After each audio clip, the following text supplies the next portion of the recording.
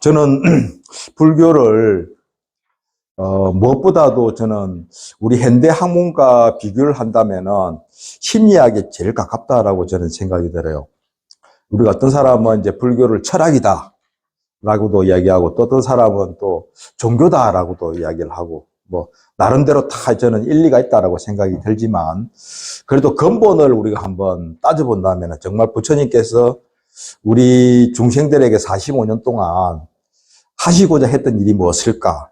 이것들을 우리가 정말 정확하게 우리가 한번 본다면은 다른 게 아니고 인간의 마음을 잘 써서 행복하게 살아라고 이렇게 하신 것 같아요. 45년 동안 말씀하신 내용이. 그런 면에서 인간의 마음을 다루는 학문인 심리학이 가장 저는 불교와 가까운 학문이다라고 저는 생각이 들었습니다. 그래서 오늘 제목을 불교와 심리치유라 이렇게 이제 한번 제가 잡아봤고요. 그래서 일반 심리학하고 우리 불교하고 또 어떤 부분은 같은 부분도 있고 또 다른 부분도 있는 것 같아요. 제가 보니까. 그래서 그 부분을 먼저 좀 이야기를 하고 그리고 나서 이제 우리 부처님의 근본 가르침이 어떤 것인가를 이제 좀 같이 여러분하고 살펴보도록 하겠습니다. 심리학은 문자 그대로 이제 마음의 이치를 연구하는 학문이 되듯이 이제 심리학도 여러 분야가 있지만 저는 기본적으로 이론적인 측면보다는 좀 현실 속에서 이렇게 어려움을 겪고 있는 심리적 장애를 가진 분이나 또는 이제 정신적으로 어려움을 겪고 있는 분들에 관한 연구를 하고 있는 그런 심리학이 이제 우리 불교에 가까운 심리학이다라고 저는 그렇게 생각이 듭니다. 물론 여러 가지 이제 심리학 분야가 있지만 인간의 어려움을 겪고 있는 분들, 심리적 어려움을 겪고 있는 분들을 위한 여러 가지 연구를 하신 분야를 저는 이제 심리학으로 이제 제 나름대로 정의를 하고 거기에 준해 가지고 불교하고 심리학이 굉장히 가깝다라고 이제 말씀을 드리는 건데 그럼에도 불구하고 이제 차이가 난다라고 저는 생각이 들어요. 제가 심리학을 이제 서양 심리학을 조금 공부하다 보니까 자, 첫 번째는 뭐냐면은 우리 여기 이제 왼쪽에 이제 표를 하나 그려놨죠, 그죠? 하나는 이제 일반 심리학, 이제 일반 심리 상담하라고 했고 오른쪽에는 우리가 불교다 이렇게 놨습니다, 그죠? 그래서 목표는 뭐냐면 일반 심리학에서는 자 환자가 이제 심리적 장애를 가진 환자가 있을 경우에 예를 들면 뭐 우울증에 걸린 분이라든지 공황 장애라든지 뭐 또는 불안 증세를 많이 보이시는 분들, 이런 분들을 이제 정상 생활을 할 수 있도록 하는 게 이제 일반 심리학의 목표다라고 이렇게 이야기를 할 수 있을 것 같아요. 그래서 일반 심리학에서는 기본적으로 대상이 정상적인 사람이 아닌 심리적으로 어려움을 겪고 있는 사람들, 장애를 겪고 있는 사람으로서 정상적인 일상적인 생활을 하기가 힘든 사람을 대상으로 일반 심리 상담에서는 그분들을 어떻게 치유할 것인가, 그게 이제 초점이 맞춰져 있다라고 이렇게 생각을 할 수 있겠습니다. 그래서 정상인들은 뭐 대상이 아니게 되겠죠, 당연히 일반 심리 상담학에서는. 그래서 예를 들어 우울증이 있다든지 불면증이라든지 뭐 공황 장애라든지 이런 증상이 이렇게 해결이 되면은 이제 치료가 다 끝났다라고 이렇게 보는 거죠. 해결이 됐다라고 이렇게 볼 수가 있는데 거기에 비해 가지고 우리 불교는 궁극적 목표는 저희들이 이제 우리가 열반이라고 이제 이야기를 할 수가 있죠. 열반은 뭐 여러 가지 이제 해석을 또 정의를 할 수 있지만 저는 기본적으로 고통이 없는 상태를 열반이라고 그런다. 좀 더 긍정적으로 표현하면은 최고의 행복한 상태, 최고의 행복을 우리가 열반이라고 한다. 이렇게 이야기할 수 있을 것 같아요. 그래서 어떻게 하면은 이 고통에서 벗어나서 최고의 행복인 열반을 얻을 수 있을 것인가. 이걸 이제 45년 동안 부처님께서 설하신 내용인데 어쨌든 궁극적인 행복, 최고의 행복, 완전한 고통에서 벗어남, 이것을 이제 우리가 열반이라고 이야기를 할 수가 있을 것 같아요. 그래서 일단 일반 심리학하고 차이는 이제 일반 심리학에서는 지금 정신적으로 정서적으로 어려움을 겪고 있는 분들이 정상 생활을 할 수 있도록 하는데 그치는 것이지만 우리 불교의 궁극적인 목표는 완전한, 고통에서, 벗어나는 거, 고통에서 완전히 벗어나는 거, 이걸 우리가 열반이라고 이제 이야기했고, 그것이 목표다라고 이야기할 수 있을 것 같아요. 그러니까 대상이 모든 중생들이 되겠죠. 그죠? 우리가 다 우리가 일반 심리학에서는 우리 다 지금 여러분이나 저나 정상인이라고 하지만, 부처님 눈으로 보면은 아직도 열반에 이르지 못한 부분이 있기 때문에 우리가 다 지금, 부처님 눈으로 보면 한자가 되는 거죠. 우리가 사실은. 그렇지만 이제 우리가 한자라고 생각 안 하고 그냥 이렇게 모여가지고 이렇게 사는 거죠. 그죠? 사는데 이제 부처님 눈으로 보면은, 아직도 그 고통에 지금 빠져 있다라고 이렇게 보시는 것이 되겠죠. 그리고 이제, 그러다 보니까 이제, 일반 심리학에서는 정서적 어떤 특정한 장애들, 우울증이라든지 공황장애라든지 이런 정서적 특정한 문제를 앓고 있는 환자들을 대상으로 하죠. 하지만 우리 같은 경우는 이제 모두가 이제 아직 고통에서 완전히 벗어나지 않았기 때문에 모든 종류의 고통을 이제 다 대상으로 삼고 있다라고 이렇게 이야기를 할 수 있을 것 같아요. 우리 불교는.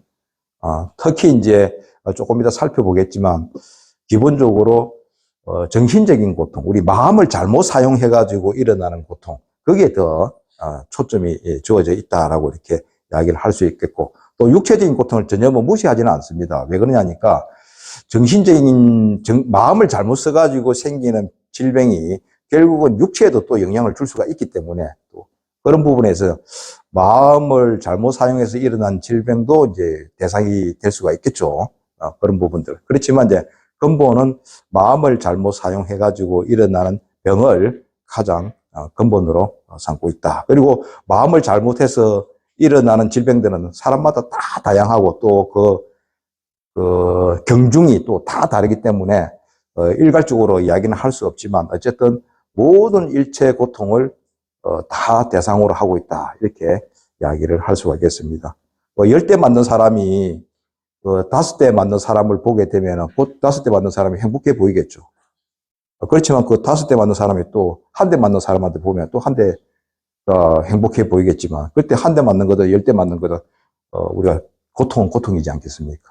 그래서 우리가 지금 자기가 다른 사람을 비교해가지고 나는 이 정도 하면 행복하다라고 고통이 덜하다라고 생각할 수 있겠지만 우리 부처님 눈으로 보면 다들 지금 이런저런 고통을 앓고 있다라고 이렇게 이야기를 할 수 있을 것 같아요. 그래서 다시 한번 요약을 하면은 일반 심리학은 다수가 정상인이라고 하는 다수를 중심으로 해가지고 그런 다수의 삶에 끼어들지 못하는 정상적으로 생활하지 못하는 사람들을 대상으로 해가지고 그 사람들의 정상을 심리적 장애를 제거하는 데 이제 목적이 있다라고 그런다면은 불교는 그거 플러스 그건 당연한 거고 거기에서 플러스해서 더 미묘한 그런 여러 가지 정신적인 어려움까지 고통까지도 다 다루고 있다라고 이렇게 이야기를 할 수가 있을 것 같습니다. 그러니까 다시 한번 요약하면은 부처님 눈으로 보면 우리들은 전부 다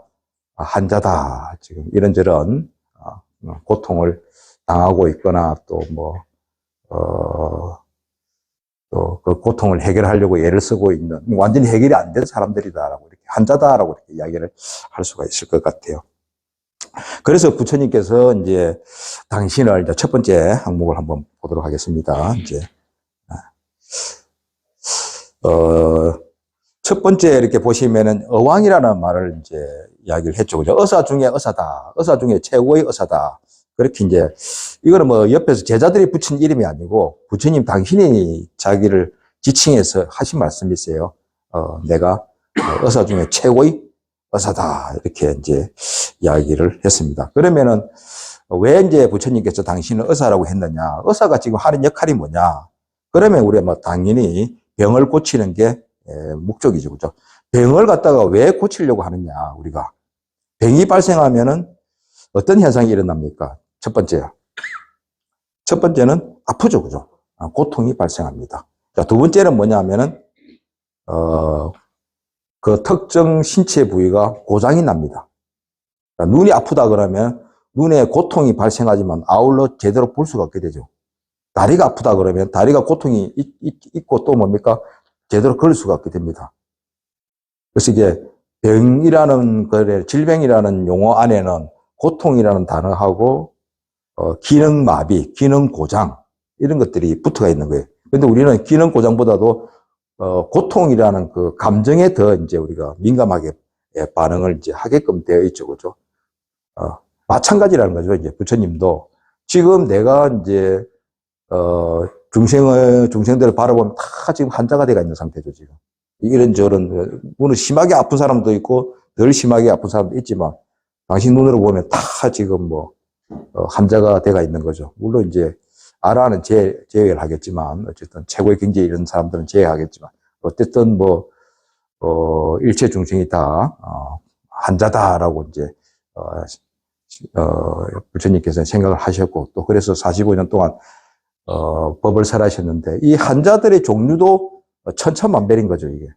온갖 종류의 같은 질병을 앓더라도 그 종류도 다르고, 또, 세세하게 들어가면은, 또 그 경중의 차이도 있고, 그래서 그러다 보니까 부처님께서 다양한 형태의 그 처방전을 낼 수밖에 없었고, 그러다 보니까 법문이 이제 우리가 뭐 84,000 법문이다 하는 이런 용어가 이제 생기는 것처럼 아주 다양한 형태의 맞춤형 설법을 하다 보니까 이렇게 다양한 법문을 이제 하신 것 같아요. 그러다 보니까 후학들은 이제 보면은 경전이 너무 많아가지고 공부하기가 굉장히 이제 버거운 측면이 있지만 우리가 다시 한번 생각해 보면 우리가 부처님의 그 자상함을 우리가 더 이제 더 감사하고 여기고 이제 좀 더 정확하게 자신의 질병이 어떤 것인지를 알고 부처님께서 어떻게 처방을 내렸는지 이걸 아는 게 이제 굉장히 중요한 것이다라고 생각이 들어요. 그래서 우리가 이렇게 법당에서 이렇게 같이 공부를 하고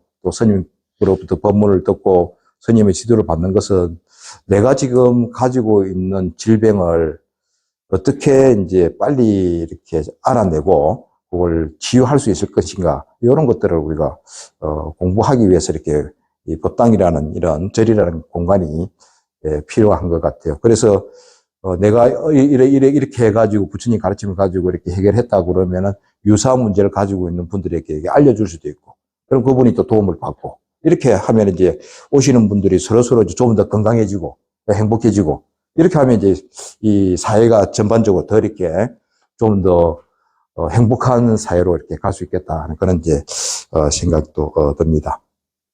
그래서 훌륭한 의사라는 것은 뭡니까? 병을 정확하게 진단하고, 그리고 그 병의 원인이 무엇인지, 그리고 어떻게 약을 처방해서 낫게 할 수 있을지, 이런 게 이것을 잘 아는 사람이 가장 훌륭한 의사라고 이야기를 할 수 있겠죠.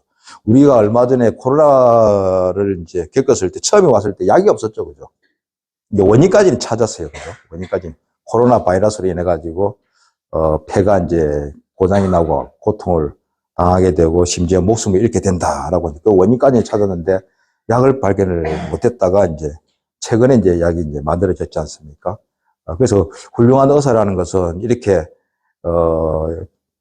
그 병의 원인을 정확하게 알아내고 그리고 그 병을 고칠 수 있는 약까지 처방할 수 있는 그까지가 이제 훌륭한 의사다라고 이야기를 할 수가 있는데 부처님께서도 이제 당신이 그렇게 말씀을 하세요.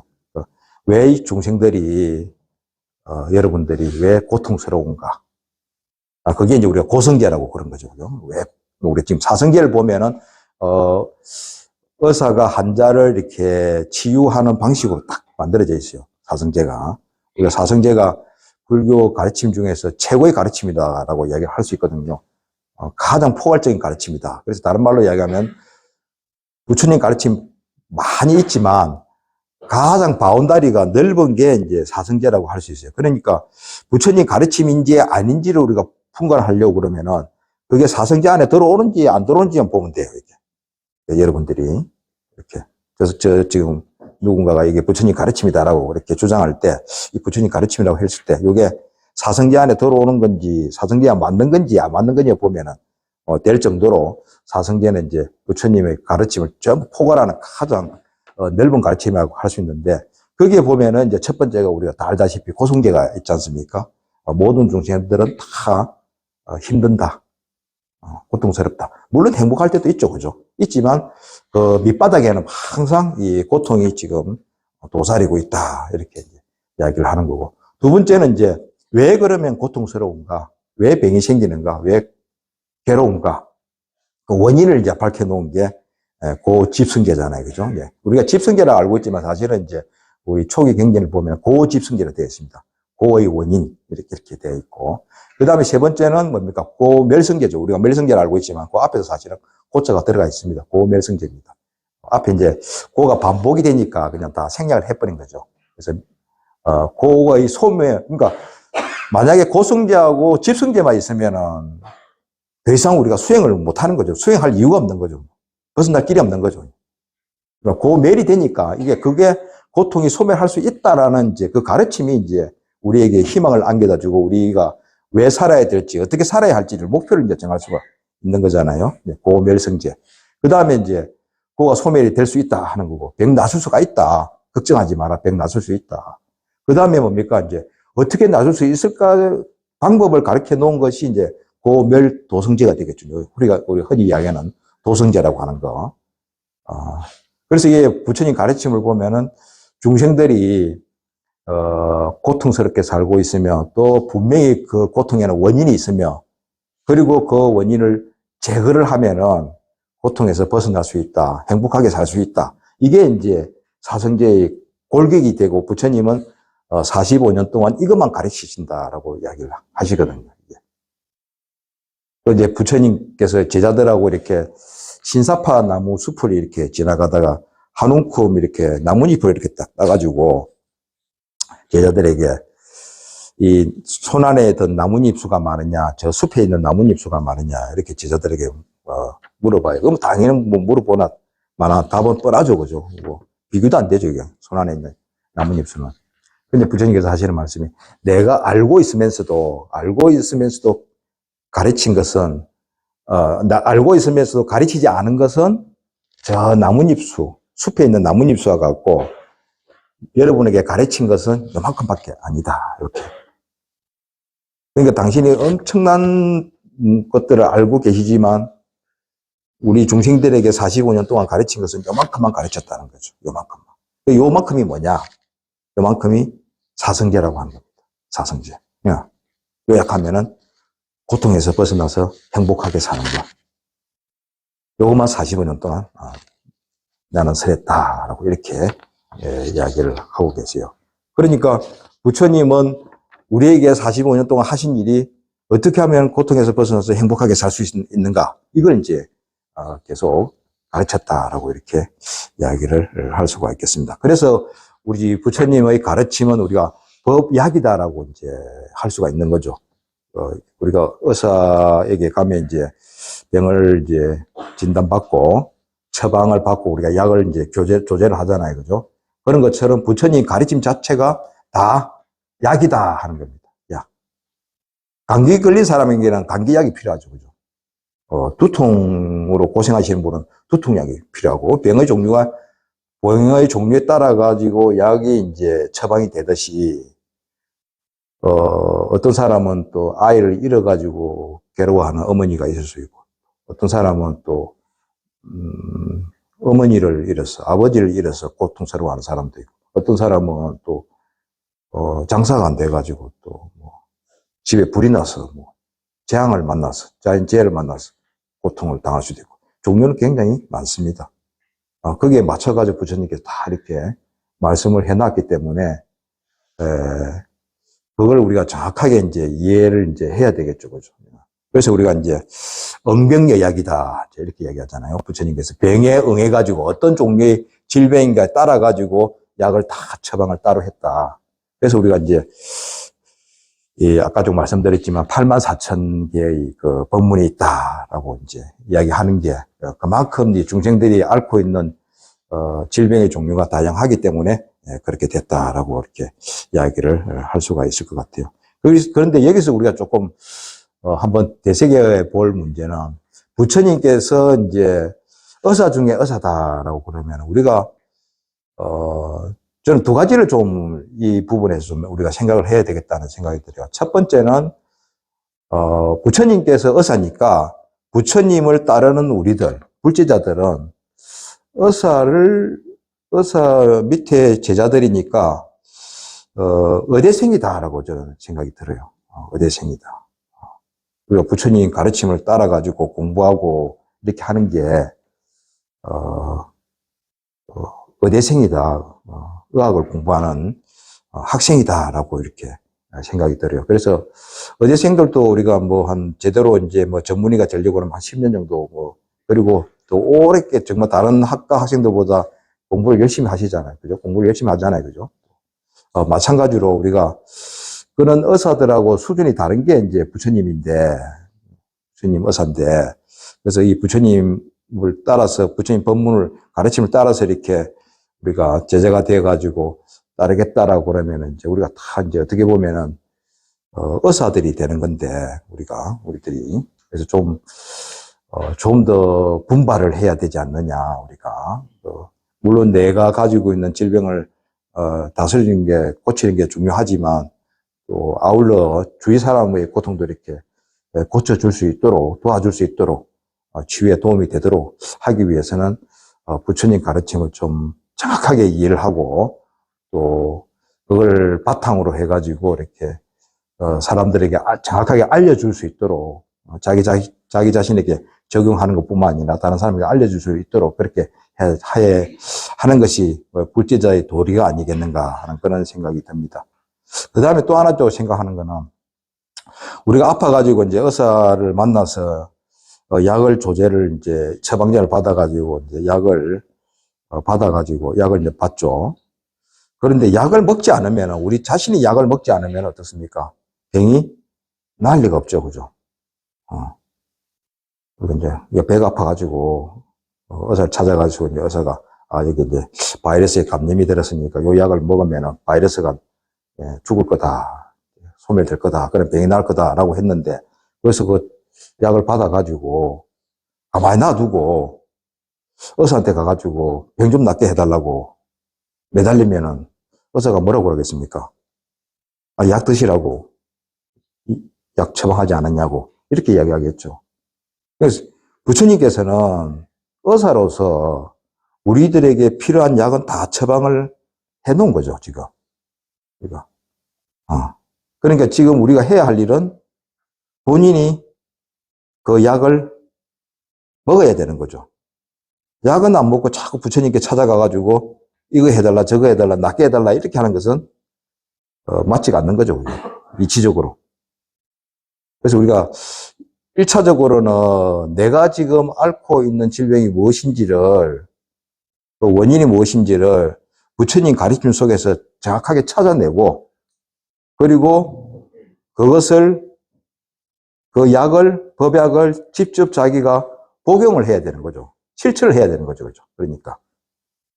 그냥 알기만 알고, 부처님께, 뭐, 100일 기도, 1000일 기도 하는 것은 바람직하지 않다.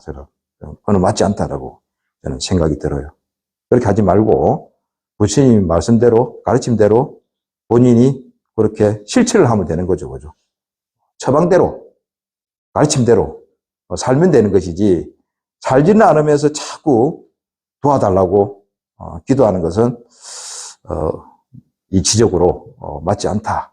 이렇게 생각이 듭니다. 그래서 부처님께서 어왕이다라고 했을 때 두 가지를 저는 좀 강조를 했습니다. 첫 번째는 부처님께서, 우리가 존경하는 부처님께서 의사니까 우리도 의사와 같은 준의사와 같다라고 생각해서 좀 더 정확하게 이제 좀 부처님 법을 배우도록 해야겠다 하는 거고, 또 하나는 부처님께서 처방하신 약을 내가 직접 복용해야 된다, 실천해야 된다. 이렇게 좀 말씀을 드릴 수가 있겠습니다. 두 번째 이제 질병의 종류 이제 한번 살펴보면요, 우리 경전에 이제 보면은 이렇게 부처님께서 말씀을 하셨습니다. 어떤 사람은 1년, 2년, 3년, 4년, 5년, 심지어 10년, 20년, 30년, 40년, 심지어 100년 동안 육체적 질병으로부터 벗어날 수가 있다. 이론적으로 그렇다는 거죠. 그죠? 이론적으로. 우리가 안 아플 수가 없죠. 우리가 몸 자체가 아프게끔 되어 있습니다. 이게 구조적으로 몸이 아플 수밖에 없는데, 그래도 이론적으로 잘 관리하면, 정말 잘 관리하면은 100년 정도까지, 심지어 100년까지 안 아프며 살 수도 있다. 이론적으로. 그런데, 자, 그 다음 보면 뭐라 했습니까? 그런데 세상에 어느 누구도, 자, 정신적 고통으로부터, 질병으로부터, 심지어 한 찰나라도, 한 순간이라도 고통 없이 자유롭지 못하다. 그러니까 뭡니까? 부처님 눈으로 보면은 모든 중생들이 다 고통에 빠져 있다. 왜? 정신적으로 다 어려움이 있다라고 하는 거죠. 정신적으로 어려움이 있다.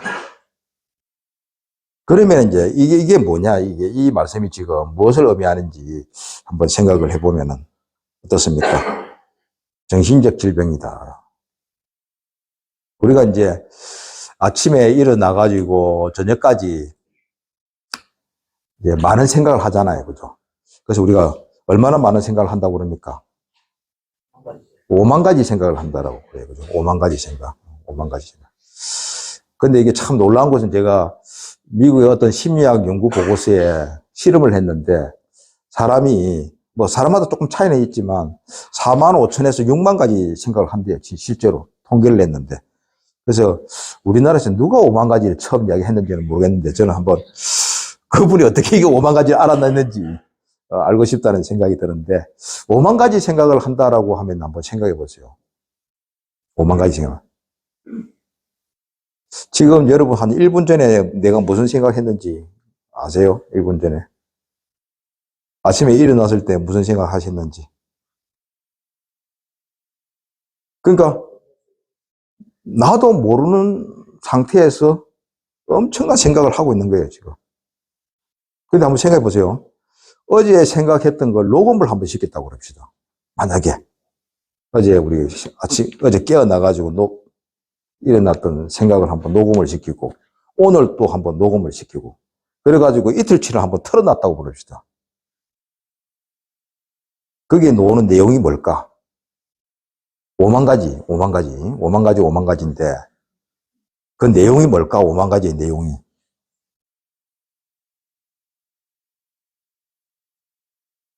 사람마다 다 다르겠지만, 대충 짐작들이 가잖아요. 그죠? 5만 가지가. 예. 근데 이제, 다시 한번 이 이야기를 한번 되돌아보면, 우리가 어떤 생각을 하게 되면 감정을 또 불러일으킵니다. 내가 미워하는 사람을 생각하면은, 감정이 또 올라오죠. 그죠? 또 자기가 그리워하는 사람, 사랑하는 사람 또 생각하면 또 감정이 일어나기도 하고.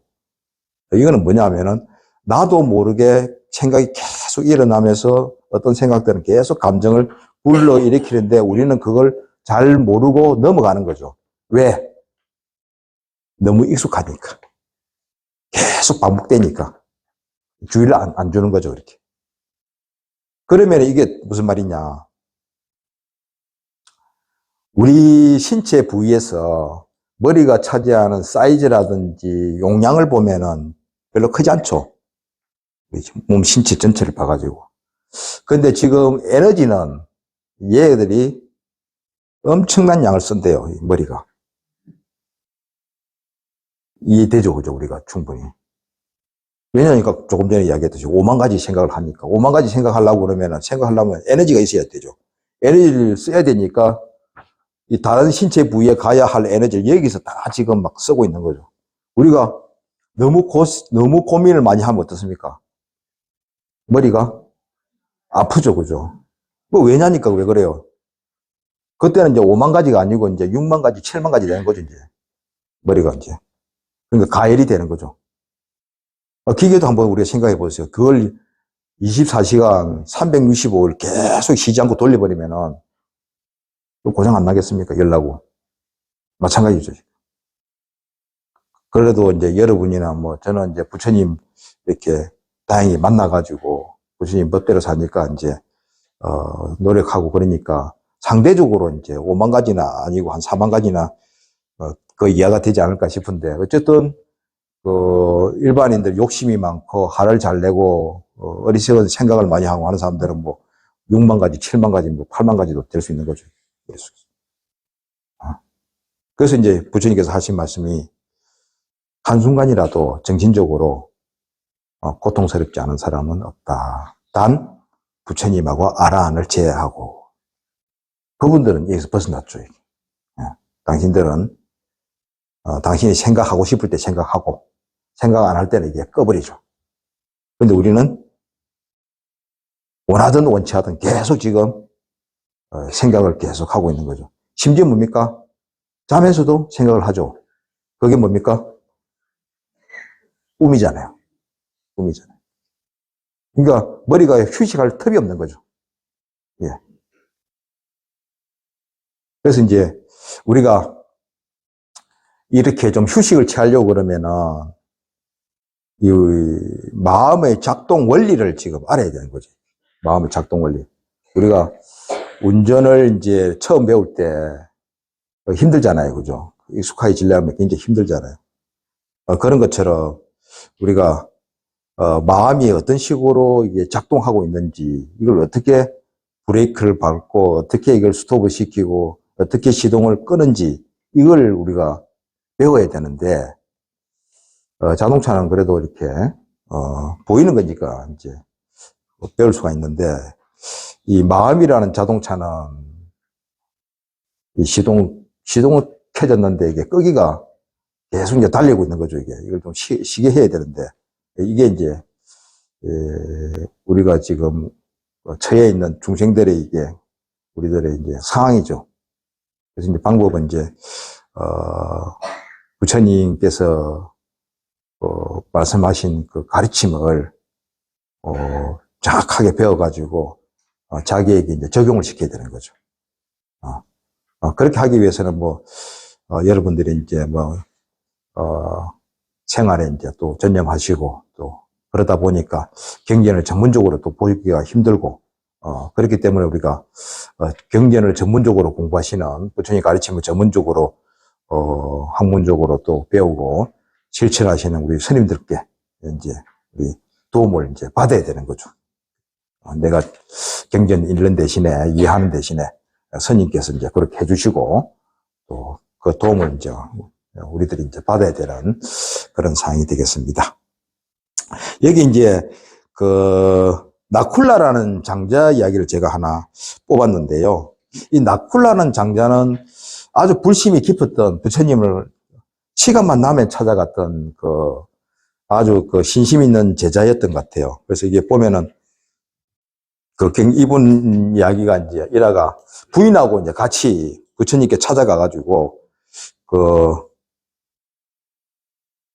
찾아가가지고 이렇게 내세에 이제 어떻게 하면 다시 부부로 만날 수 있는지 이렇게 물어보는 장면이 있어요.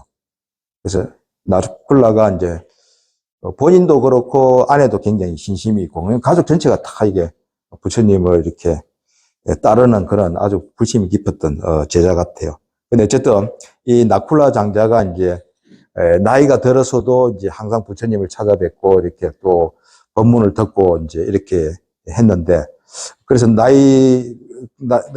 연로한 몸을 이제 끌고 이렇게 오니까 부처님께서 칭찬하시면서 그렇게 나이가 들면서도 이렇게 스님들하고 이렇게 법문 들으려고 이렇게 하니 참 장하다라고 그러시면서 하시는 말씀이 이거예요. 지금 보면은 뭐라고 했냐면은 그대는 지금 그 괴롭고 병든 몸을 가지고 있지만 자 몸이 아픈 건 어쩔 수 없다는 거예요. 나이가 들면 어쩔 수 없습니다. 그죠?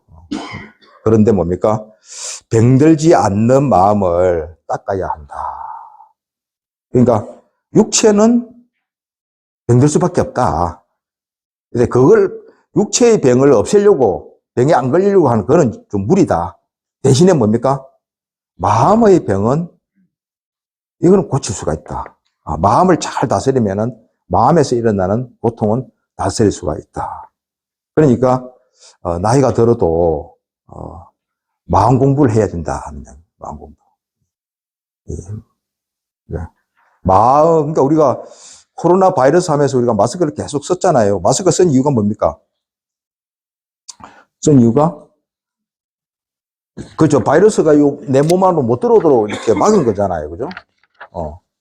그러니까 바이러스가 내 안에 들어와 버리면 이제 문제를 일으키는 거죠. 물론 이제 내 몸 안에서 이제 그 바이러스를 죽여버리면 괜찮은데, 이제 새로운 바이러스가 들어와 버리면 몸에서도 이제 그걸 막을 수 있는 그 대항군이 없기 때문에 그냥 바로 이제 마비가 되는 거죠. 고장이 나버리는 거죠. 그런 것처럼 이 마음에도 바이러스가 있다는 거죠. 마음을 마비시키는 바이러스가 있다는 거죠. 그러니까 우리가 뭐 정서장애를 앓고 있는 뭐 예를 들면 조현병이라든지 뭐 이런 분들은 사실은 마음에 뭡니까? 바이러스가 침투를 한 거예요.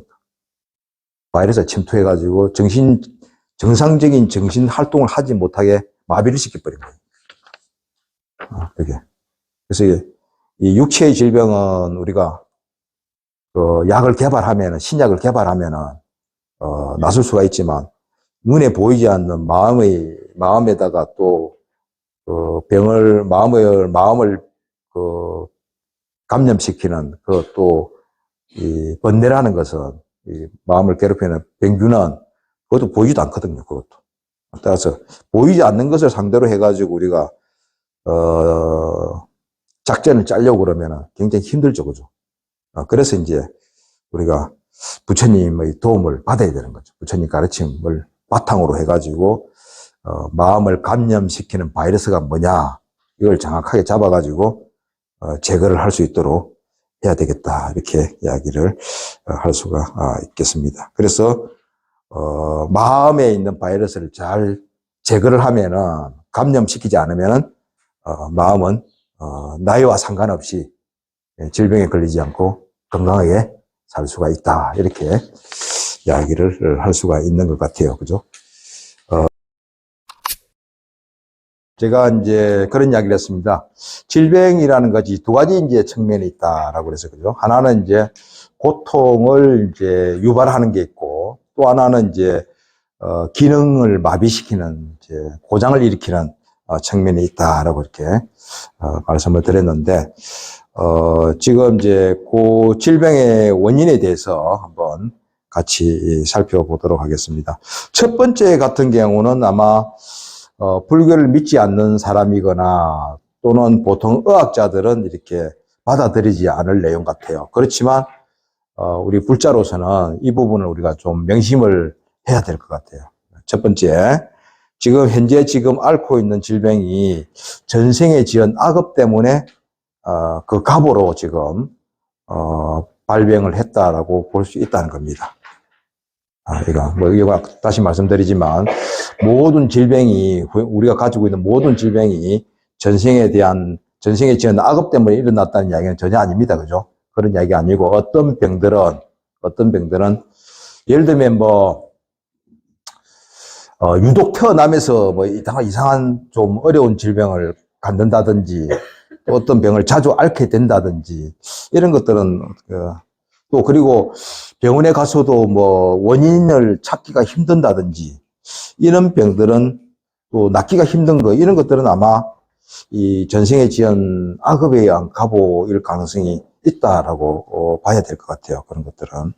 그래서, 우리가 다른 중생을 괴롭히거나, 이렇게 하면은, 거기에 대한 갑오로서 자기 몸에, 그런 고통을 당하게 된다라고 이야기합니다.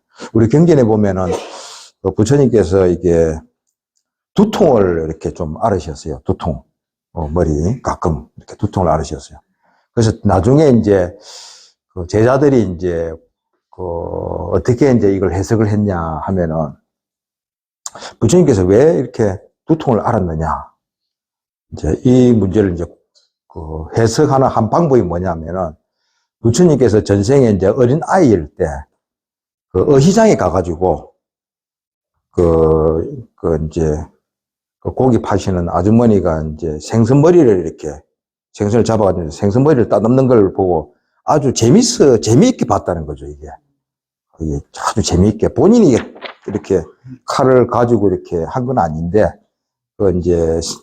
물고기가 이렇게 칼을 맞아가지고 죽어가는 요는 그 모습을 보고 아주 신기하고 또 재미있게 본 그것이 이제 원인이 돼가지고 이번 생에 이제 이 두통을 이제 앓게 되었다 하는 그런 이야기가 있거든요.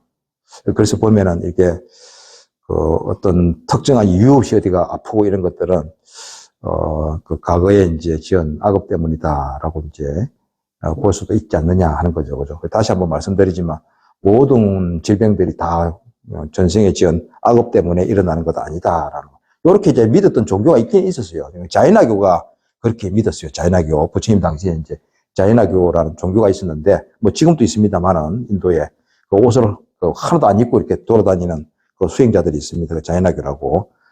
거기서 그렇게 믿었어요. 근데, 어떤 질병은 이제, 모든 질병이 그런 게 아니고, 어떤 질병은 그렇다 하는 겁니다. 그래서 우리가 좀 아플 때는, 좀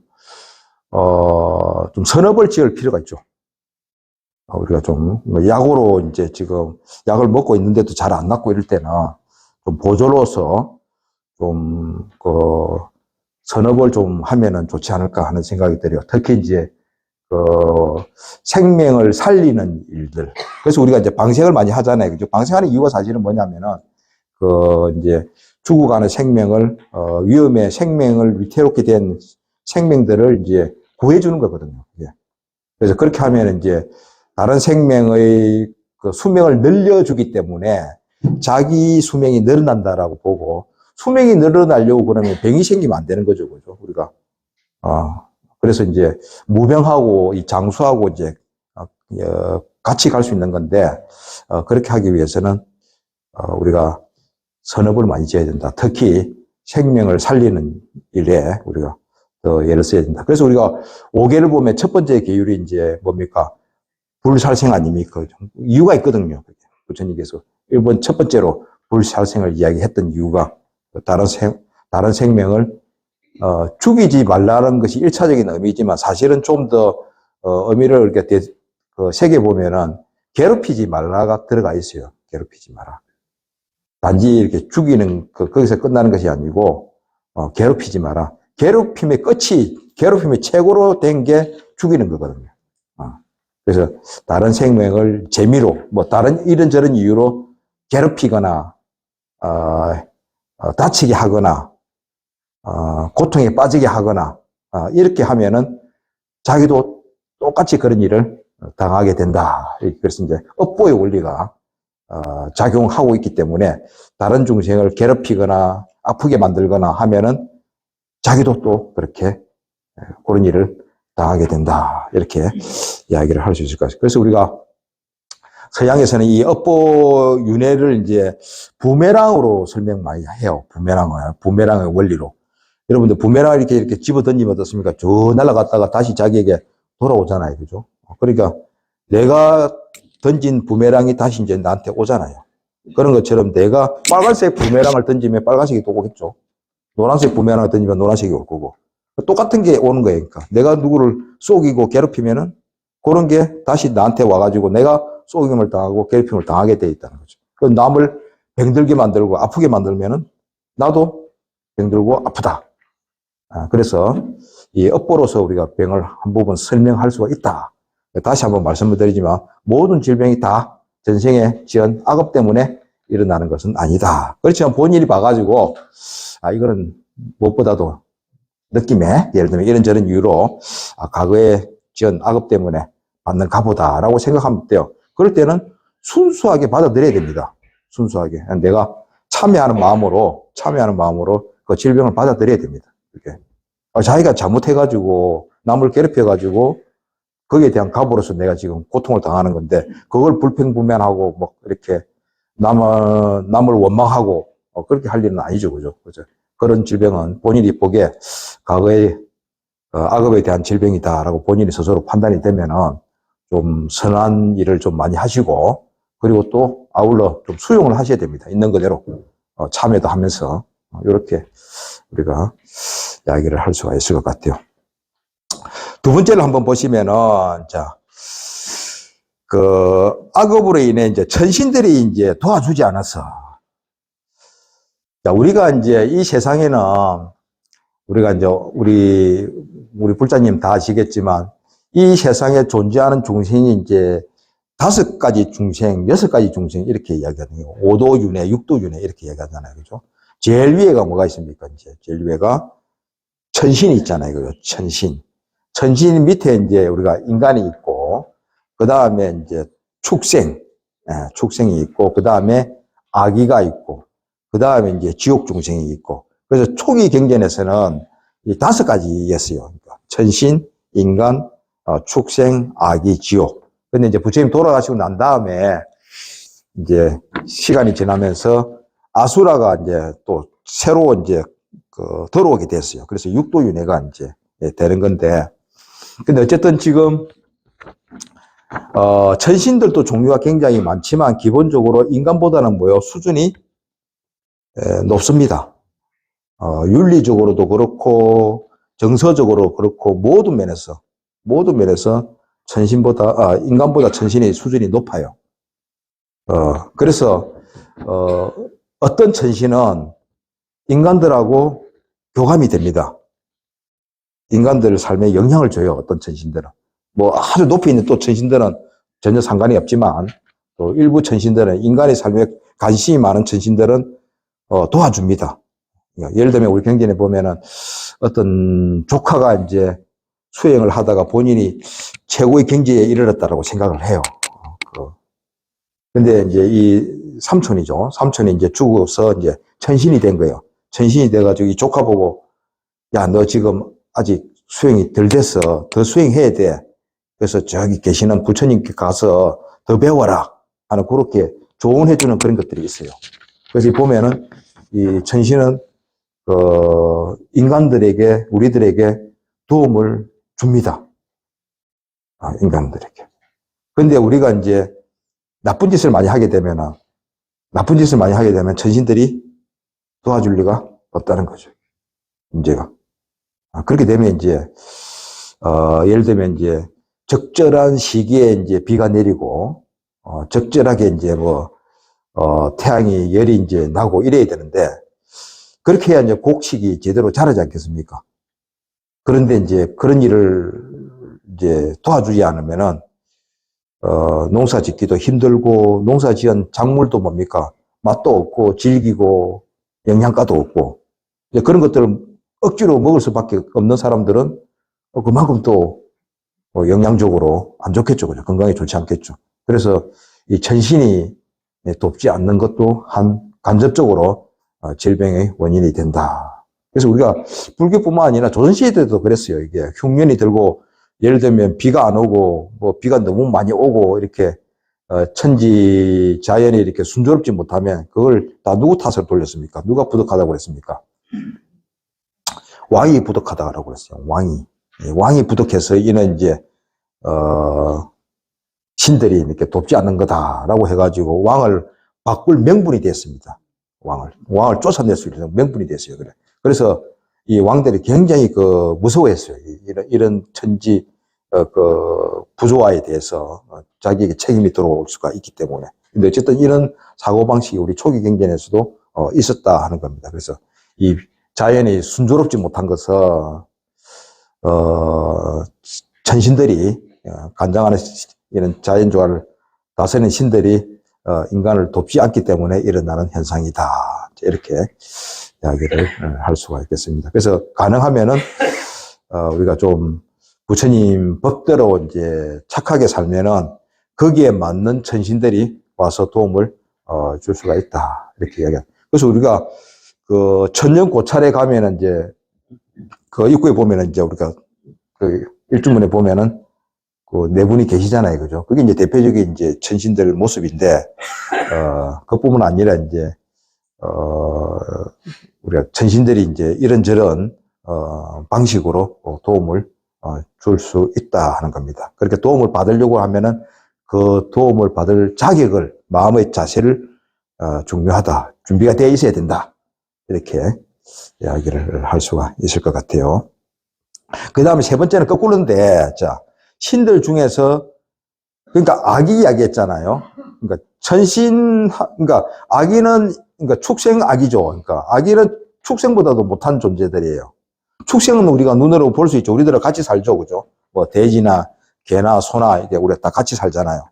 그래서 우리가 알 수가 있는데, 천신이나 아기는 우리 눈으로는 보이지가 않아요. 보통 사람 눈으로는. 볼 수 있는 사람도 있긴 있지만, 대부분의 사람들, 우리들은 잘 모르죠. 근데 이 아기하고 그러니까 천신하고 차이가 뭐냐면은, 대바는 기본적으로 몸에서 빛이 나고 아름답다고 그래요. 예, 인간보다 훨씬 더 아름답다고 그러고, 또 몸에서 빛이 난다라고 그래요. 근데 아기는 그 반대예요. 인간보다 더 흉악하게 생기고, 더 이제 못되고, 윤리적으로도 못되고, 또 장난질도 많이 하고, 또 싸우기를 좋아하고, 그리고 이제 늘 고통에 이제, 원망으로 이제 원한으로 가득 차 있다라고 이렇게 이야기해요. 그래서 우리가 상징적으로 이제 모습을 어떻게 했습니까?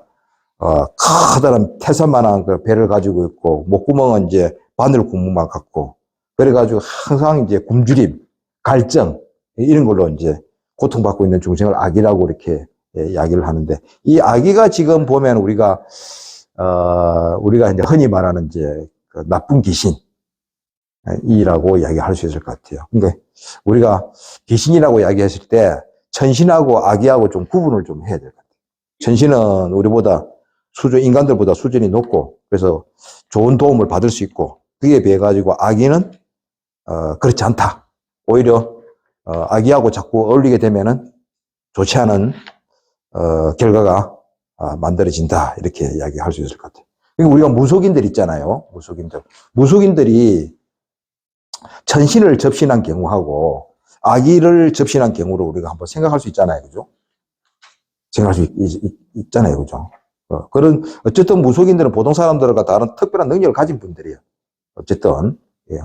그런데 이제 천신을 만난 무속인을 만나가지고 상담을 하고 하는 것은 도움을 받을 수가 있는데, 이게 악의를 지금 접신한 무당을 만나가지고, 무속인을 만나가지고, 이렇게 상담을 이렇게 받고 그것대로 했다가는 오히려 더 이제 어려움에 처해질 수도 있는 거죠. 그죠? 그래서, 그러면 어느 무속인이 이렇게 천신을 접한 건지, 악의를 접한 건지 우리가 알 수가 있습니까? 알 수 없죠. 그죠? 그러니까 안전한 거는 뭐겠습니까?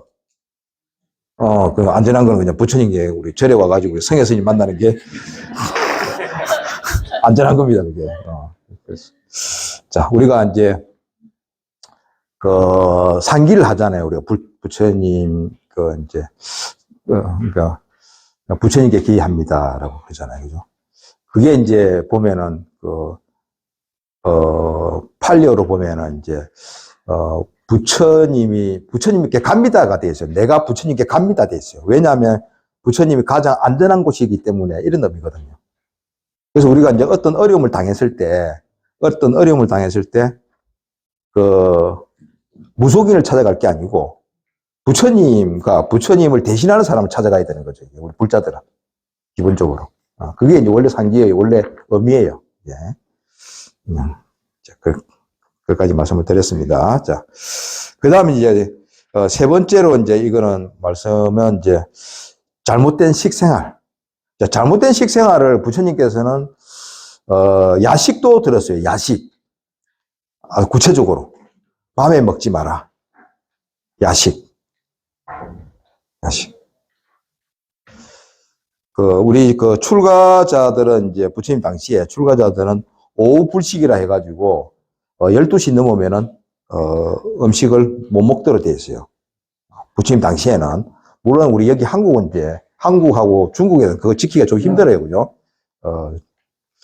인도는 더우니까, 이제 그게 가능한데, 우리나라는 좀 힘들죠.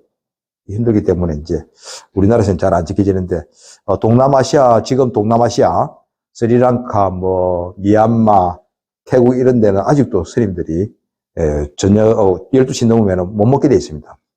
계율상으로. 그렇게 돼 있습니다. 그래서, 12시 먹고 그 다음 안 먹으니까 아무래도 밤에 또 생각이 안 나겠습니까? 그죠? 그러니까 아마 부처님 당시에도,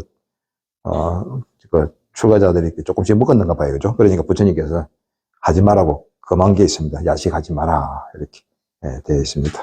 야식을 하지 말라고 하는 이유가 뭡니까? 야식하지 말라는 이유가.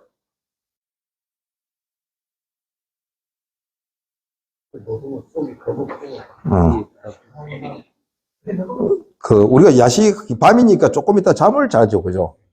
잠을 자기 때문에 이게 음식이라는 것이 일종의 이제 자동차로 치면 이제 기름에 해당하는 건데, 이게 지금 잘 때는 이제 스톱이 되는데, 몸에 에너지가 이제 비축이 되는 시기인데, 거기다가 이제 자기 직전에 이렇게 먹어 놔버리면 이제 에너지가 방출이 안 되고 소비가 안 되고 그게 몸에 그대로 쌓이게 되는 거죠. 그죠? 그러니까 이제, 이게 이제 비만으로 이제 바로 가게 되고 또 그 소화를 시키기 위해서 또 깊이 또 잠도 못 자게 되고 뭐 여러 가지 이제 신체적으로, 생리적으로, 불편을 끼치게 되죠. 그러니까 부처님께서 야식을 하지 마라. 이렇게 금해놨습니다. 그리고 또, 소식을 또 많이 강조를 하셨어요. 적게 먹어라. 적게 먹어라. 많이 먹지 마라. 가식하지 마라. 우리 파세나디 왕하고 이제 부처님의 그 대화를 보면 이제 부처님께서 말씀을 하시는데, 이 파세나디 왕이 이제 너무 많이 먹어가지고, 한 대여섯 걸음 걷다가 이제 스톱을 하고, 또 조금 걷다가 또 스톱을 하고, 이렇게. 너무 몸이 무거워가지고, 제대로 걷지를 못했어요. 그래서 이제 부처님은 찾아뵙고 인사를 드려야 되고, 그래가지고 이제 마차를 타고 이제 갈 수 있는 데까지 갔다가, 이제 멈추고, 그래가지고 이제 올라가는데 이제 헐떡거리면서 이제 올라가는 거죠. 부처님 만나러. 걸어가는 거죠. 그래서 헐떡거리고 오니까 이제 부처님께서 왜 이렇게 아시면서도 왜 이렇게 이제 숨을 가삐 쉬느냐. 그러니까 저도 잘 모르겠습니다. 이제 그러면서 이제 부처님께서 이야기를 쭉 풀면서 많이 먹지 마라. 많이 먹지 마라. 그러면서 어떻게 이제 충고를 하시냐면은 신화를 시켜가지고 밥을 먹을 때마다 한 숟갈을 떠라. 지금 밥 한 국에 들어오면은 한 숟갈을 들어라. 먹을 때마다.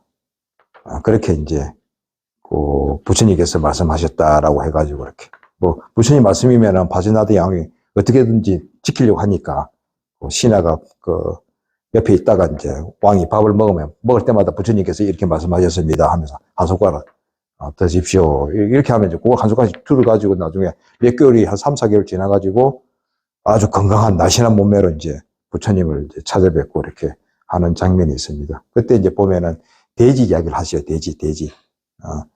돼지가 살이 찌는 게 자기 몸만 이제 살찌우는 것만 아는데 사람은 마음을 살찌워야지 육체를 살찌워서는 안 된다 하는 그런 이제 이야기가 나와 있습니다. 우리가 많이 먹는다고 해가지고 건강한 건 아니에요, 그죠? 우리가 많이 먹고 먹은 것만큼 운동을 해가지고 이게 소비를 시켜야 되는데 그렇지 않고 이렇게 많이 먹기는 먹고 뭐 이렇게 움직이진 않고 이러면 이제 몸이 이제 비축이 되겠죠, 에너지가.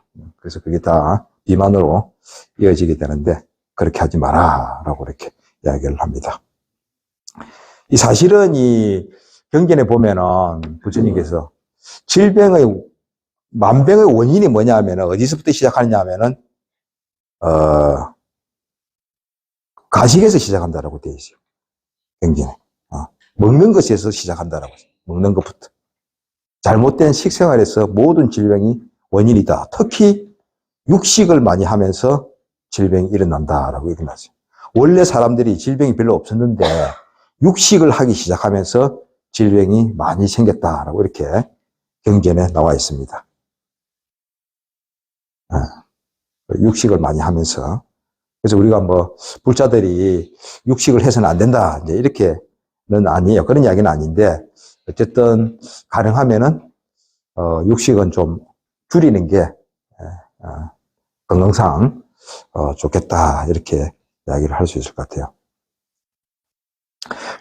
이제 좀 잔인한 이야기인데 이런 이야기에서 비유가 육식과 관련해 가지고 하나만 소개시켜드리면 어떤 이제 부부하고 어린애가 사막을 건너가게 됐습니다. 그래서 이제 음식 준비를 했죠. 사막을 건너기 위해서 필요한 물과 이제 식량을 준비를 했는데 이게 이제 도중에 이제 계산이 이제 이제 잘못돼 가지고 예정대로 이제 건널 수 없는 그런 상황이 돼 버렸어요. 식량이 떨어져 버렸어요. 예. 그래서 이제 부처님께서 제자들에게 물어봐요. 이런 상황이라면 어떻게 할 것이냐. 방법은 두 가지다네. 크게 보면. 하나는 세 명이 같이 죽는 거. 같이 그냥 세 명이 다 죽는 거. 또 하나 방법은 한 사람은 희생을 당하고 두 사람이 살아나는 법. 어떻게 하겠습니까? 한 사람은 죽고 나머지 두 사람은 살고 세 명이 다 죽는 게 낫겠습니까? 같이. 한 사람도 붙어 있어. 예? 한 사람도 붙어 있어. 근데 이제 이야기는 이제 그렇게 안 되어 있고요. 한 명을 죽이기로 되어 있습니다. 한 명을. 자, 한 명을 죽인다고 그러면 누가 죽어야 되느냐? 이 중요한 건 아니에요. 누가 죽느냐가 중요한 건 아니에요, 사실은.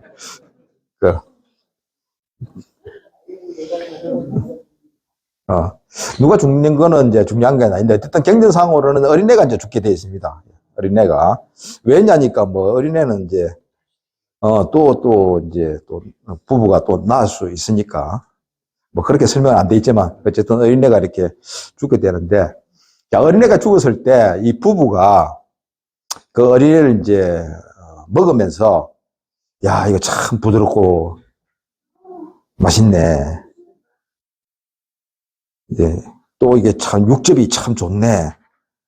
이런 이야기를 하면서 먹겠느냐? 아니겠죠. 피눈물을 흘리면서 먹겠죠. 왜? 예? 아니, 이제 고통스럽게 먹는 이유가 뭐냐?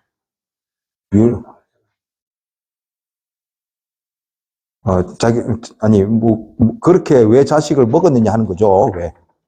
먹은 이유가 뭐예요? 자식까지도 먹었어요. 왜? 자기가 살기 위해서 먹었는데. 자기가 살기 위해서요? 단지 자기가 살기 위해서? 이게 이제 이야기가 이렇게 되는 거예요. 그러니까 사막을 건너가기로 돼가 있었잖아요. 사막을 건너가다가 이제 지금 식량이 떨어져가지고 결국 한 사람이 희생을 당하는 거고, 그러면은 이제 결국은 건너가야 되는 거예요, 사막을. 목적이. 원래 목적이 사막을 건너가게끔 돼 있는 거예요, 목적이. 그런데 지금 한 사람이 식량이 뭐 불행하게도 떨어져 버렸어. 그래서 한 사람이 희생을 당할 수밖에 없는 상황이 된 거예요. 그러면은 그 희생당한 사람을 이렇게 먹을 수밖에 없는 상황이 돼 버렸는데, 그러면 그 나머지 두 사람이 건너야 되는 거죠, 그죠? 그래서 중요한 거는 건너야 되는 거잖아요. 그렇지만 이 희생당한 사람을 잊을 수는 없는 거죠. 근데 그게 뭐 맛있다든지 뭐 이렇게 할 수는 없는 거잖아요, 그게. 그러니까 여기 사막이라는 게 뭐냐, 이게. 우리가 지금 살고 있는 이 모습이라는 거죠. 윤회라는 거죠, 윤회. 아까 전에 우리 시작할 때 그랬잖아요. 고통에서 벗어나서 고통이 없는 행복한 세계로 가는 게 부처님께서 45년 동안에 설하신 내용이다. 근데 같이 이제 이 고통에서 벗어나기 위해서 출발을 했는데, 피치 못하게 희생을 당할 수밖에 없었던 거예요. 왜냐? 먹어야 되니까.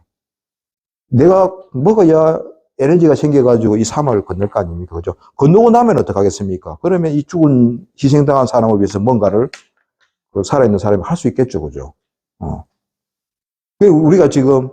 우리가 먹는 고기들, 생선, 돼지고기, 뭐, 소고기, 치킨, 이런 게 다 자기 자식이라는 거지. 그래서 아이고, 표정이 왜 그렇게. 그래서 경전 이름이 자육경이야. 아들 자자에다가 고기 육자 써가지고 아들 고기 경. 이렇게 되어 있어요. 그래서 지금 이제 그렇다고 뭐 우리가 고기를 완전히 끊을 수는 없는 거잖아요. 그렇죠? 먹지 말라는 이야기는 아니고, 먹었으면 어떻게 해? 가능하면 안 먹는 게, 적게 먹는 게 좋고, 먹었으면 어떻겠습니까? 그렇죠. 그거 먹은 날은 2시간, 2배, 3배 더 불교 공부해야 되는 거지. 그렇게 해야 그게 그 죽은 고기에 대한 보답이죠. 거기에 대한, 그 희생에 대한 답례가 아니겠어요. 근데 그 고기 먹고 또 뭐 이렇게 그냥, 딴짓하고 있으면은, 그거는 그 고기, 자육에 대한, 뭐랄까, 예우가 아니죠. 예우가 아닌 거죠. 뭐. 그래서 우리가 이제 우리 인간적인 관점에서 보면은 이제 좀 심하다. 그래서 이게, 근데 고기를 좀 꺾고 싶으신 분들은 이렇게 이 경전 생각하시면 좀 맛은 떨어질 거예요, 아마. 이 경전을 떠올리면. 그런데 뭐, 아까도 이야기했지만 중요한 거, 음식이라는 것은 중요한 거는 뭡니까? 내 몸을 건강하게 만들어가지고 뭡니까? 목적은? 사막을 건너는 게 목적이에요. 부처님 법을 배워가지고, 건너는 게 이제 목적이다. 그래서 건너는데 혼자 건너기가 힘들어요. 그죠? 그래서 이렇게 같이 이렇게 모여가지고, 우리 또 스님 모시고 이래가지고 같이 이렇게 사막을, 이 세상을 이제, 더불어 함께 건너게 되면 이제 서로 이제 힘이 되는 거죠. 그죠? 그렇게 이제 이야기를 할 수가 있겠습니다. 그래서 고기를 먹는다는 좀 더 우리가 공부를 더 해야 되겠다 하는 생각을 가지면 좋을 것 같아요. 그 다음에 이제 4대가 이제 노는데, 이 4대가 이제 부조화될 때 이제 질병이 발생한다라고 이렇게 이야기를 해요. 지수하풍을 우리가 4대라고 그러잖아요. 그죠? 우리 몸을 가지고 이제 이야기를 하면은 지에 해당하는 것은 우리 뼈, 딱딱한 부분들 이야기했습니다. 딱딱한 부분들. 뼈, 머리카락, 발톱, 손톱, 이런 것들을 우리가 다 지대라고 이야기합니다. 그러니까 우리 몸을 구성하고 있는 4가지 근본 큰 요소 이래가지고 4대라고 그러는데, 이제 수는 뭐냐 하면은 혈액, 물, 자, 이런 것들, 호르몬, 액체 성분들을 다 수라고 이야기합니다. 한은 이제 우리가 체온이 되겠죠. 우리 몸에서 나는 열. 이걸 이제 이야기를 하고, 풍은 공기죠. 공기. 우리가 이제, 숨을 들이쉬고 내쉬고 하면서 이제 산소, 이산화탄소 이렇게 번갈아 계속 교환을 하고 있지 않습니까? 그죠? 이런 걸 우리가 4대라고 그러는데, 그래서 이 4대가 이렇게 균형을 맞추고 있을 때가 우리가 건강하다라고 그러고, 이 균형이 깨졌을 때를 우리가 병이 났다라고 이렇게 우리 불교에서는 이야기를 해요. 그러면 이제 열이 지금 많이 난다, 몸에. 예를 들면 애가 지금 열이 굉장히 많이 난다. 이러면 뭐겠어요, 지금. 4대 중에서 화가 지금 너무 많이 지금 일어나가지고 균형이 깨져버린 겁니다, 그게. 그러니까 건강하게 하려고 그러면은 열을 내려야 되는 거죠. 낮춰야 되는 거죠. 이런 식으로. 그 다음에 이제 우리가 연세가 드시면 특히 이제 우리 여성분들은 이렇게 뼈가 이렇게 약해진다라고 그러잖아요. 그러면 이제 뭐겠습니까? 이게 지대가 약해지는 거죠, 지금. 지대가. 그러면 이제 지대가 약해지니까 건강하게 되려고 그러면은 지대를 보충할 수 있는 뭔가를 해야 되는 거죠, 이렇게. 네. 그래서 자기 몸을 이루고 있는 지수하풍을 조화롭게 만드는 게 건강하게 만드는 거다 하는데, 이때 4대가 사실은 음식의 영향을 굉장히 많이 받는다 는 겁니다. 그래서 부처님께서 잘못된 식생활이 만병의 근원이다 이렇게 이야기를 하고 있습니다. 그래서 건강한 음식을 먹는 것이 굉장히 중요하다. 맛있는 음식보다도 건강한 음식을 먹는 게 중요하고, 또 먹고 나면은 항상 부처님 법을 위해서 건강을 위해서 먹었다라는 자부심이 일어나도록, 그런 생각이 일어나도록 생활을 해야 된다 이렇게 이야기를 드릴 수가 있을 것 같습니다. 그 다음에 6번째, 이걸 이제 사실은 이야기하려고 이제 앞에 쭉 이야기를 했던 건데요. 결국은 이제 번뇌가 이제 질병을 이제 발생시킨다 이 이야기입니다. 이제 이 번뇌를 이제 우리가 한자로 보면은 뭐 번잡하다라고 뭐 이렇게 되어 있는데, 괴로움, 두뇌를 복잡하게 만든다 그런 의미가 많이 들어가 있는데, 그 산스크리트하고 팔려를 보면은 이게 어떤 의미냐 하면은 오물이란 말이에요. 오물, 쓰레기, 그런 의미입니다. 번뇌가 이제 쓰레기, 오물이란 말입니다. 여러분들 한번 여름날 과일 껍데기를 방치한 걸 한번 생각해 보세요. 만약에 여러분 거실에다가, 아파트 거실에다가 먹던 남은 뭐 수박 껍질, 오이 껍질 이런 것들을 그대로 놔두면 어떤 현상이 일어나겠습니까? 하루 이틀 만약에 방치했다 그러면은 어떤 현상이 일어납니까? 일단은 악취가 나겠죠. 악취가 나고, 그 다음에 어떻습니까? 더러운 물이, 흘러내리고, 그 다음에 이제 벌레들이 생기죠. 그죠? 그래서 이게 미관상으로도 그렇고, 악취도 나고 해서 좋지 않습니다. 근데 더 심각한 건 뭐겠습니까? 이걸 방치해 놓으면은,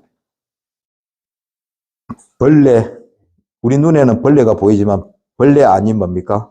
미세한 병균들이 발생을 하게 되겠죠. 그죠? 거실에서. 그러면 뭡니까? 그 병균들이 결국은 내 몸 안으로 접촉이 되겠죠. 그러면 뭡니까? 질병의 발병이 되겠죠. 이게. 그래서 우리 마음에 이 쓰레기를 모아 놓으면은 병균이 발생을 하게 되고 결국은 질병에 걸리게 되고 고통에 빠지게 되고 마음이 고장이 나고 이상한 말을 하게 되고 이상한 생각을 하게 되고 하는 그런 현상이 일어나게 된다는 이야기입니다. 그러면 마음이라는 방에 있는 쓰레기가 뭐냐? 그걸 이제 우리가 번뇌라고 한 거예요. 그걸 부처님은 그걸 번뇌라고 이름을 붙여주냐. 이제 인도말은 이제 아사바클레사라고 그러는데 어쨌든 그런 의미가 쓰레기란 말입니다. 그러면은 쓰레기 중에서도 여러 쓰레기의 종류가 있죠, 그죠? 그 중에 이제 가장 근본적인 쓰레기가 뭐냐? 그러니까 그걸 탐진치라고 이야기를 했습니다. 탐진치. 우리 마음을 더럽히는 쓰레기 중에서 가장 강력한 것이 탐진치다. 또 다른 말로 이야기하면은 종류가 굉장히 많지만 우리가 요약해보면은 탐진치다. 이렇게 이야기를 하죠. 한번 생각해 보시면 어때요? 내 마음을 괴롭히고 더럽히는 것들이 어떤 것들이 있는지. 내 마음을 괴롭히고 더럽히는 것들이 어떤 우리가 누군가를 미워한다는 생각을 한번 더 생각. 누구를 미워하면은 누군가를 미워하는 사람을 떠올리면은 어떻습니까? 기분이 마음이 동요가 되죠, 그죠? 일어나죠, 뭔가. 그래서 내가 누군가를 미워하기 전에 내가 먼저 괴로운 거죠. 내 몸에서 병균이 발생하는 거니까. 내 몸 안에서. 다른 사람 미워하기 전에 내 몸 안에서 미움이 일어나 버리니까 그게 일종의 이제 바이러스가 되는 거죠. 감염이 되는 거죠, 이게. 그 다음에 이제 우리가 탐욕에는 우리가 이제 돈도 있고 대상이 또 재물도 있고 이성도 있고 명예도 있고 여러 가지 이제 종류가 있겠지만 그런 것들을 자꾸 추구하려고 그러면은 이제 독들이 발생한다는 거죠. 이렇게. 부처님 눈으로 보면은 그런 것들이 이제 심하게 되면은 이제 느껴지지만 좀 약한 것들은 그냥 지나가는 거죠, 그죠? 그래서 이제 우리가 우리 부처님 제자들은 다른 일반인에 비해 가지고 탐진치 이제 균이 좀 적다라고 봐야 되겠죠, 우리가. 그렇게 볼 수 있겠지만, 그래도 부처님 눈으로 보면은 여전히 이 탐진치라는 병균들을 다 이렇게 지금 보유하고 있다라고 이제 이야기를 할 수 있을 거고, 그게 심한 사람들은 이제, 우리가 보면은 이상한, 말도 안 되는 이상한 상식을 벗어나는 행동을 하게 되고, 우리는 그런 사람들 보고 참 욕심이 많다. 또는 분노가 조절이 안 된다. 분노 조절 장애다. 지금 고집이 너무 세다. 이런 이제 여러 가지 이제 우리가 평을 이제 하게 되는 거죠, 그죠? 근데 정작 본인은 어떻습니까? 본인은 잘 모르죠, 그죠? 그래서 우리가 이제 내로남불을 해가지고 자기가 하면 이제 로망스고 이제 다른 사람이 하는 거 보면 다 불륜이라고 하는 이유가 남거는 잘 보이는데 자기 거는 잘 안 보인다. 왜 그렇습니까, 이게? 눈이 있죠, 그죠? 바깥으로 항상 이렇게 보고 있거든, 눈은. 자기 내면은 안 보고, 바깥만 이렇게 자꾸 보려고 그러니까. 그래서 부처님께서 진짜 행복해지려고 그러면은 남 탓하지 말고, 남의 것 보지 말고, 먼저 너 자신을 좀 데려다 봐라. 너 자신. 지금. 너 몸 안에 지금 어떤 바이러스가 어떤 종류의 쓰레기가 지금 쌓여 있는지 그걸 좀 들여다봐라. 라고 해서 이제 부처님께서 삼독이라고 이렇게 말씀을 하신 것. 그래서 이 세상에서 우리가 왜 행복하게 살 수 없는가? 라고 그러면은 지금 결국은 삼독이라는 바이러스에 다 감염이 되어가지고 이렇게 힘들게 살고 있다. 이렇게 이제 우리가 이야기를 할 수가 있을 것 같아요. 다행이죠. 우리가 다행히 이제 부처님 법을 만나가지고 이 삼독을 이제 정확하게 알아내고 그리고 어떻게 이제 이걸 없애야 될 것인지를 우리가 이제 배울 수 있고 또 배워야 되고 또 그걸 또 제거할 수 있는 방법도 배워야 되고 또 약도 우리가 본인이 직접 먹어야 된다. 이렇게 이야기를 할 수가 있을 것 같아요. 그래서 네 번째 한번 보시면은 조금 더 이제 삼독에 대해서 말씀을 드렸는데 오른쪽에 표를 보시면은 이제 이게 제가 이제 그림을 이렇게 잘 이렇게 표시가 안 돼가 있는데 이게 지금 탐욕하고 분노가 겹치는 부분이 있어야 됩니다. 이렇게 무슨 말인지 아실는지 모르겠다. 탐욕하고 분노가 이렇게 동그라미 교집합이 이렇게. 그래서 이게 보면은 이 원래는 이게 탐욕하고 분노가 겹치는 부분이 있고 탐욕만 따로 있는 게 있고 분노가 따로 있는 게 있는데 탐욕과 분노가 일어나면 거기에는 반드시 무지가 함께 있습니다. 그러니까 항상 탐진치에는 항상 무지가 항상 깔려 있어요. 바탕이에요, 그 애가. 그러니까 무지가 항상 있습니다. 그리고 그 위에 이제 무지를 바탕으로 해가지고 탐욕이 일어나는 경우도 있고 분노가 일어나는 경우도 있고 또 탐욕, 분노가 동시에 일어나는 경우도 있고 이렇게 되어 있습니다. 그래서 탐진치 중에서도 근본은 무지다. 그런데 무지는 사실은 잘 파악이 안 돼요, 우리가. 우리가 못 느낍니다. 그런데 탐욕하고 분노는 우리가 느껴져요. 특히 분노는 우리가 잘 느껴집니다. 우리가 화가 나면은 우리가 잘 느껴요, 그죠? 어떻게 이게 느껴집니까? 우리가 분노가 일어나면은. 화가 나면은. 제 얼굴이 붉어지거나 심장이 이렇게 벌렁거리거나 또 열이 막 올라가는 게 느껴지죠, 그죠? 그래서 분노는 우리가 아주 쉽게 느껴집니다. 근데 탐욕은 분노만큼은 아니지만 역시 분노도 탐욕도 느껴집니다. 우리가 어떤 음식을 갖다가 맛있는 걸 먹으려고 이렇게 욕심을 내면 이렇게 몸에서 침이 난다든지 또는 말초신경에서 반응이 일어나죠, 그죠? 그래서 이게 미세하게 들여다보면은 또 몸에서 탐욕하고 분노는 이 몸으로 표현이 됩니다. 몸에서 느껴질 수가 있는 건데 이 무지는 좀처럼 분간하기가 힘들어요. 근데 어쨌든 무지가 가장 근본에 깔려 있다. 이렇게 이야기를 할 수가 있겠고. 그러면 이제 탐욕이라는 게 뭐냐? 탐욕은 어떤 대상을 자기 것으로 만들고 싶은 걸 탐욕이라 할 수 있어요. 자기 것으로 만들려고 하는 거예요. 저기 맛있는 게 있으면 저걸 갖다가 내 몸 안으로 가져오려고 하는 거예요. 저 자동차가 있으면은 저게 좋으면은 자동차를 내 곁에 두려고 그러는 거예요. 내 소유물로 만들려고 그러는 거예요. 탐욕은 그러니까 자기가 보기에 나에게 즐거움을 준다, 이익을 준다라고 하는 대상이 생각이 되면 그런 생각을 하게 되면 그 대상을 자기 소유물로 만들려고 하는 게 탐욕입니다. 자기 것으로 만들려고 하는 게 탐욕이에요. 분노는 그 반대예요. 자기에게 괴로움을 주거나 손해를 끼치는 대상을 멀리 쫓아내려고 하는 게 분노입니다. 멀리 쫓아내려고 하는 게. 그래서 자기가 좋아하는 사람은 어때요? 가까이 두려고 그러죠.